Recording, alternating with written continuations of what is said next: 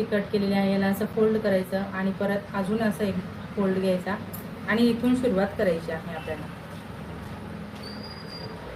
Finishing वाली बाजू आहे म्हणून आपण फोल्ड करून घेतलेला आहे. गळ्याला मी पाइपिंग न करता पट्टी लावून घेते. पट्टी लावण्याची पद्धत माझी ही आहे. जो राऊंड शेप आहे ना कटोरीच्या, तिथं आपण छोट्या छोट्या नॉर्मल 2 प्लेट घेणार आहे. परफेक्ट गोल आकार यायला हवा यासाठी प्लेट घ्यायच्या. बघा जशा मी इथं घेते आता, अगदी छोट्या छोट्या प्लेट, जास्त मोठ्या पण नका घेऊ. आणि फक्त कटोरी पुरताच, म्हणजे जेवढा गोल आकार आहे ना तेवढ्याच आपल्याला 2 प्लेट घ्यायच्या आहेत. पूर्ण गळ्यावर आपल्याला प्लेट घेण्याची गरज नाहीये.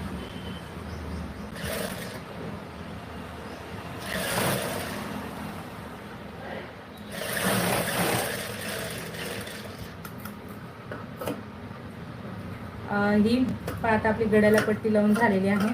एक्स्ट्रा आपण पार्ट कट करून घेणार आणि इथं राऊंड शेप वरती आपण कट लावणार. ओके, दाबटीप देणार आहे. जी पट्टी लावून घेतली त्यावर आपण छानपैकी दाबटीप देऊ.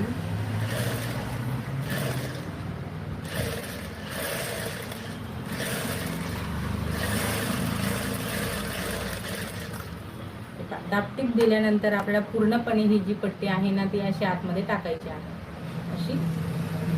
आणि मग नंतर ज्या प्लेट्स आपण घेतल्या त्या प्लेटचा काय वापर झाला ते दाखवते तुम्हाला.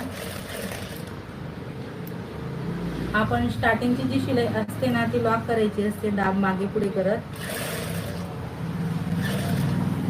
गळ्यापासून 1/2 इंच लांबच मी आता ही टीप घेते, जी वरून देते ती, कारण आधी आपण एक दाब टीप तिथं टाकून घेतलेली आहे.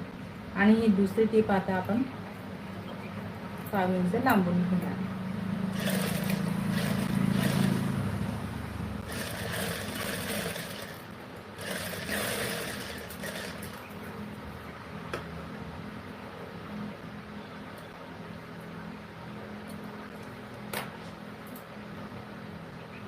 वाव, किती सुंदर असा गळा तयार झालेला आहे. एकदम छान असा परफेक्ट गोल शेप.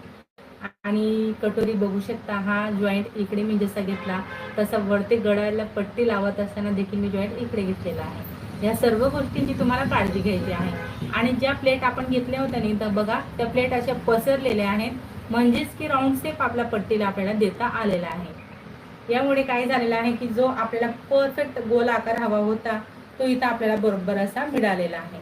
एकदम छान असा गळ्याचा आकार तयार झाला.